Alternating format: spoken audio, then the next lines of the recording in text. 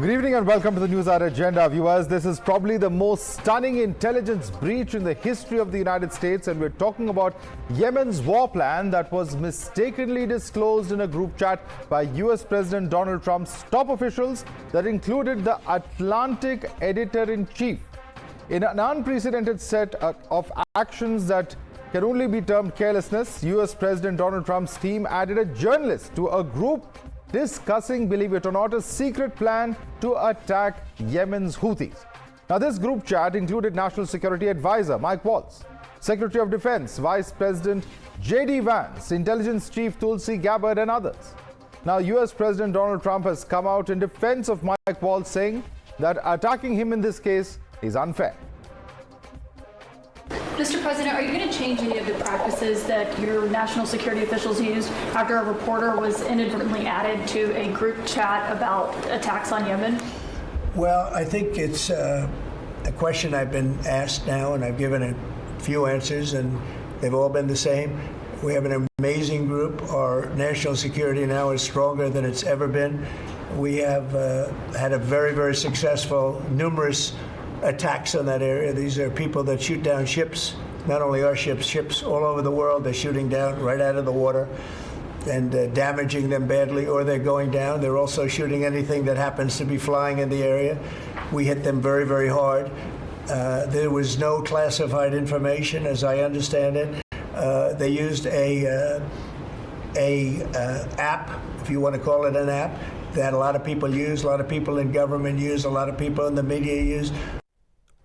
And you know what really happened inside that group? Let's quickly try and understand from these graphics. Now, where is the Trump administration, which is facing US senators' heat over Yemen war plans that have been made? Look at what happened. It was J.D. Vance, who's president, was a member of this signal group. There was also Marco Rubio, the US Secretary of State, who was present in this. Pete Hegseth is the US Defense Secretary, who was present in this group. We also have Tulsi Gabbard, who's the Director of National Intelligence, who was present. Susie Walz is the White House Chief of Staff, a very close aide of President Trump. John Ratcliffe is CIA Director, who was also present at that particular group. These were some of those who were present and were interacting on that group. Now, this administration is currently facing a lot of heat, particularly from US senators, over the Yemen war plan chat leak. National security officials have appeared before a Senate Intelligence Committee hearing and were grilled by state Democrats over texting war plans to a group chat. Your question was, have I participated in any other group chats sharing classified information? To be clear, I haven't participated in any signal group messaging that relates to any classified information at all. Okay. Director Gabbard. Senator, I have the same answer. I have not participated in any signal group chat or any other chat on another app that contained any classified information. Director Patel, you weren't in this particular group chat, but have you participated in any chats on unclassified phones with other administration officials relating to national security? And if so, on what other topics? Thank you for your question, Senator, and not that I can recall. And what was the sequence of events? It was at 12:15 Eastern Time that the F-18s launched the first strike package, and in fact it was at 13:45 that the trigger-based F-18 first strike window starts. The target terrorists at known location. It should be on time. Also, the strike drone launchers, the MQ-9s, were mentioned there. At 14:10, more F-18s launch. The second strike at 14:15, strike drones on target. And this, in fact, is a point of time when the first bombs will definitely drop, is what's mentioned. At 15:36, F-18 second strike starts. Also, the first sea-based Tomahawks launched. This is the kind of information that we're talking about. Now, Donald Trump's national security advisor, Michael Walz, has said that he takes the responsibility for the group chat of senior administration officials that inadvertently included a journalist and leaked highly sensitive information about planned airstrikes in Yemen. I take responsibility. I built the group. Okay. So but look, that's the part that we have to figure out. And that's the part that embarrassing, yes. But Pete and I are veterans. We know these operations. He has been an excellent Secretary of Defense, And this was an operation that, I mean, it amazes me. I guess the Democrats were fine to leave all the sea lanes shut down. We're fine to have destroyers fired on dozens of times by this terrorist group, and fine to have Iran keep supplying them missiles. That was okay. The president takes decisive action. And now we're seeing some real success in taking down their air defenses, opening the sea lanes, taking out their leadership. We don't want to talk about that. You're watching the News Hour at 10, debate number 1 on Times Now, Super Prime Time. All right, let's take this across to our guest. Joining us, Pastor Mark Burns is Trump's spiritual advisor. Joining us, we have Christopher Hale, Democratic strategist. We also have Ashok Sajjanhar, former ambassador, joining us on the show. Thank you so much, gentlemen, for joining us this evening. And Pastor Burns, to begin with, it's absolutely mind-boggling. How could such a big security breach have taken place? You know, not just an unknown person who's not associated with really the official space. He's not an officer. He's being added to this particular group, which is itself a huge breach. And also the very fact that signal is being used by the top leadership of the United States. What really is going on, sir? Well, let me just say this. You know, Mike Walz already stated that somebody lower level added the wrong person to this messaging system. Signal is a very well-known app that is used by many people, including myself, when you are using communications that need to be safe and secure. Which is why so many people use it. But let's just be clear. Jeffrey Goldberg is well known for his sensational spin and over-exaggerated comments. But the reality of it is this, that, you know, there were no real war plans that was given. Number two, no classified information or materials was in the thread. Okay, it is embarrassing that some reporter was accidentally, maybe a number got inverted, being added to this group chat. But the reality of it is no actual materials or top secret materials has been released. But what's the most important thing we need to focus on is the fact this: thanks to President Trump's strong leadership and the leadership of the national security. But you know, Pastor Burns, there are a lot of problems in what you said. I'm not going to take up the, you know, on those issues. I'm just going to bring in Christopher Hale. Christopher Hale, is that an acceptable answer? Because I know in the United States, this is a massive issue, and this is an issue that has huge repercussions for intelligence communities globally. You know, how can signal be used? For instance, the very fact that A, people are being added, and B, a commonly available app is being used at the highest level of decision making, you know, raises several questions in terms of what's going on. No one spotted him even amongst that group of about 17 individuals, and no one took action to remove the person for days. Yeah, I mean, mercy is for God, but here in government, we deal with right and wrong and justice, and what's happened is an injustice. I think what Pastor Mark is not understanding here is this decision put our boots on the ground at risk. He was very clearly, Secretary of Defense Hegseth took something that was on a secure government device and removed it from a secure government device to his personal iPhone, which if you deal with this, you know that is a moment where foreign actors can take advantage of a particularly vulnerable moment. One of the persons on that chain was in Moscow on his iPhone. So it's just a dereliction of duty.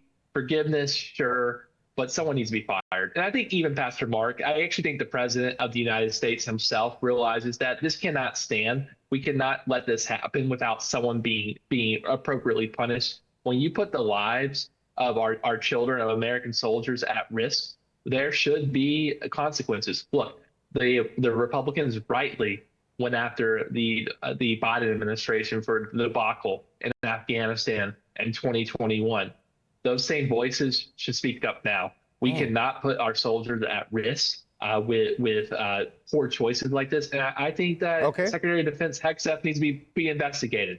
Okay. Possibly criminal action here. Okay, is that a fair claim being made there, Ashok Sajjanhar? You know, the highest level, there has to be accountability. At the end of the day, for any country, when its military operations are taking place, if there is this sort of a breach, you know, and the very fact that Signal is being used, a commonly available app is being used, that's something that has a lot of people completely stupefied as to how that could take place. Yeah, you are absolutely right, Madhav. I think this absolutely is mind-boggling. You know, even in a country like India, you know, where you might say that, you know, technology or in terms of the infrastructure might not be so good, you know, when these issues are discussed, they are never discussed over open communication channels, never. So, you know, meaning those are very sort of, you know, protected communication channels, even in a country like India. So how could it be done in the United States like this? And about 18 of them are in this chat. You know, 2 points I would like to make. Number one, as I think Mike Walz said, the US NSA, that this will be investigated. So I think there should no time should be lost to investigate it, find to the bottom of the case, find out the truth so that, you know, there is no more speculation. And whoever is guilty of that, you know, apprehend him, take action, punish, whatever it is. Second point is, you know, that there is an obvious discrepancy between what Mr. Trump has said and what Mike Walz has said himself. Yes. Mr. Trump said there was a junior person in who was working with Mike Walz, and he accidentally sort of, you know, added this journalist onto it. And Mike Walz in his interview, and I think you were showing it just now, he said very categorically that it was no one in my office who did it. It is some person who is, you know, who was involved, who was associated, but it is not any of my junior officials. So, I think that's a very important point. I want to bring in Pastor Burns on that. Pastor Burns, how is it possible that on one hand, you know, you have Pete Hegseth saying that nobody was texting war plans. You have President Trump, who first said that he doesn't know, later said that this is the only glitch in the last 2 months. And then you have Mike Walz, who's very openly admitting to his fault. If there's no mistake, then what is Mr. Walz admitting to?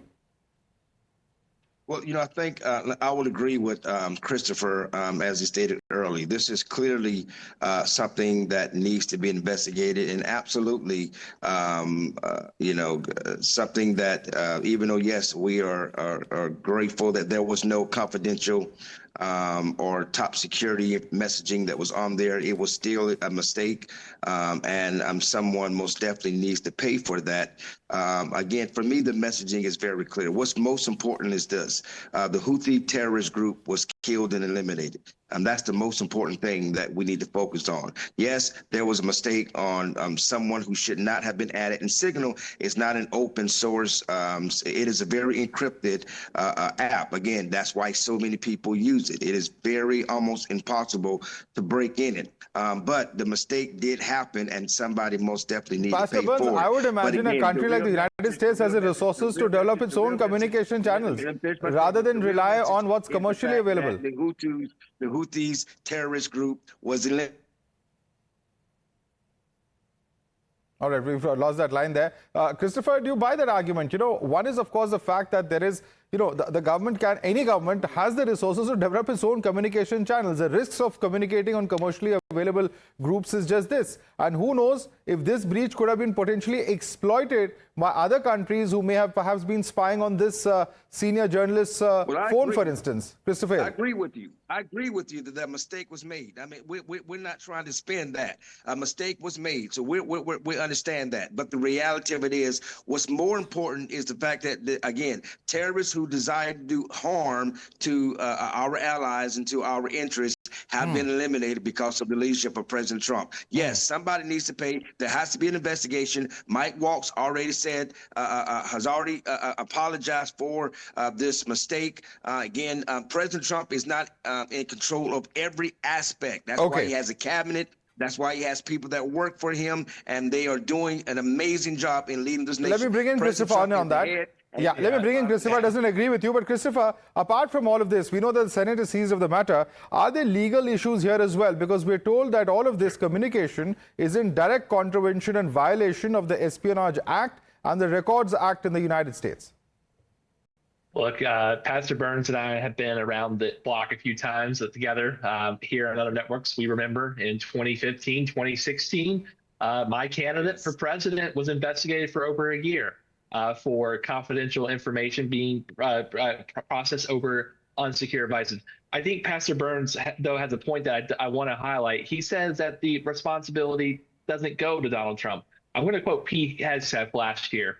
He said, and this is about Joe Biden with that investigation about taking classified materials from his Senate office to his basement. He says, and I quote, "When you take something out of the SCIF, which is the Secure Intelligence Briefing Room, you know exactly what you're doing. You stuck it out, or someone gave it to you in an illegal manner that you're complicit in. If there's no accountability at the top, where is it?" He said that Joe Biden should take accountability. I think then therefore Donald Trump should take accountability. He hired Pete Hegseth. Every Republican voted for him. Not a single Democrat voted for him. Pete Hegseth is Donald Trump's man. And if he did wrong, Donald Trump would say, like Harry Truman said, "The buck stops with me." That's what Pete Hegseth argues himself. All right. And in fact, Ashok Sajjanhar, if I can quickly bring you in on this, what are the lessons to be learned? What are the kind of security protocols that need to be put in place so that such things don't happen in any government? So number one, absolutely, secure channels, not on commercially available channels at all.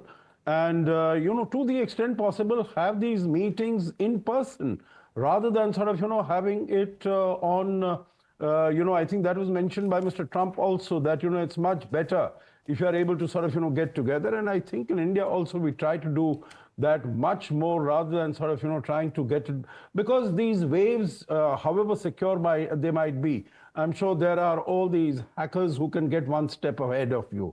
So definitely, exercise much greater care and caution when dealing with national security issues. All right. I'd like to thank all our panelists for joining us. Christopher Hale as well as Pastor Burns. Ashok Sajjanhar, of course, stays with us for the next debate.